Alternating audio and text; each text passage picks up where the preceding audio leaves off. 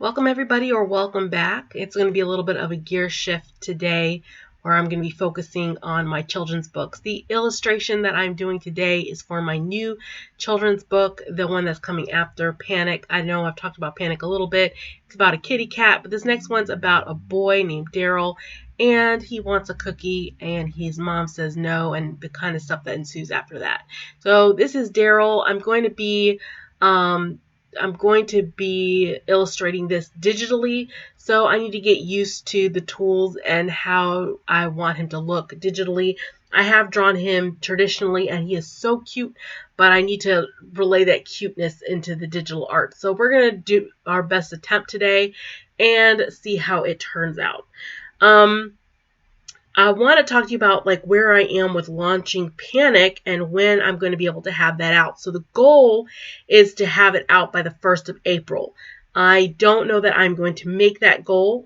It's a personal goal. Obviously, I don't have any outside forces bending in on me, but it is my goal to get it out by April 1st and the latest by April 15th.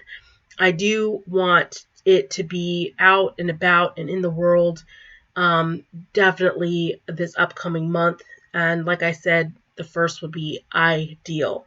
So it's pretty much done. All the illustrations are done. I need to tweak the lettering a little bit. I'm not too happy with the way that looks. So I'm going to work on that today. I'm going to tweak the lettering and I'm going to create the first page. I've already made a title page, a copyright page. The work that goes into this is just overwhelming. I started this book in December, and here we are at the end of March, and it is not done.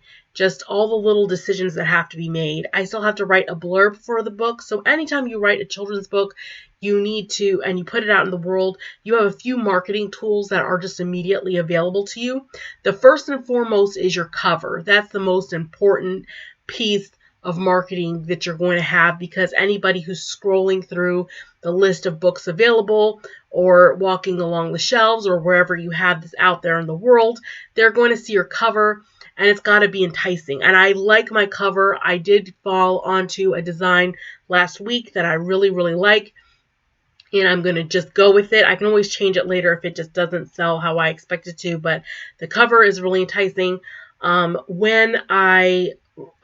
Right before I launch the book, I'm going to have some images up here, and we're going to talk about those images and how I came about those images and a little bit about how I wound up formatting my book and stuff like that. So I will go into a little bit more detail, but not today. Today we're just going to be talking a little bit about what I have left to do and drum up some excitement, hopefully, for the book. So I have to write a blurb, and the blurb is the second most important advertising tool you have, because once they look at the cover, that blurb is going to draw them in and to let them know that this is the book they've been looking for and this is what they want to buy. I have to write a convincing blurb. So this week, I've got to write my blurb. I've got to write my author bio, because that's got to go on my homepage, right, to tell people a little bit about me. I'm not good at talking about myself, so that's going to be a little bit challenging. I have to come up with a tagline that kind of goes along with the blurb. It's just another way for people to look up what your book is about and know that they're hunting for your particular book. I've got some keywords I've got to make sure that I have straight. I pretty much have settled on those last week, but I've got to make sure I've got those organized. Pricing, I think I have an idea of where I'm going to put pricing, so I'm not too worried about that. I just have to finish formatting, and that's the biggest thing, is to make sure all the lettering looks correct and all the spelling's correct and the grammar is correct. I'm not good at spelling and grammar, so I'm checking it like 30 times. And I wish I could afford an editor. I think that would have been really beneficial. When I can afford one, I will definitely be getting one for future books. But for this book, no editor. It's just me. I've got some graphics to fix. I had an idea last night about how to set my graphics on like a little like faded glowy background, and I think that might look really good on the page, so I'm going to be working on that a little bit. So it is almost done. The goal, like I said, get it out next month, and then 2 months later to get this book out. My feelings are really, really big with Daryl, who's going to be looking so cute in his Where's Waldo outfit. I just thought that this little striped shirt was going to be so adorable for him. So this book is just in the beginning stages. I don't even know how many characters I'm going to wind up drawing for this book.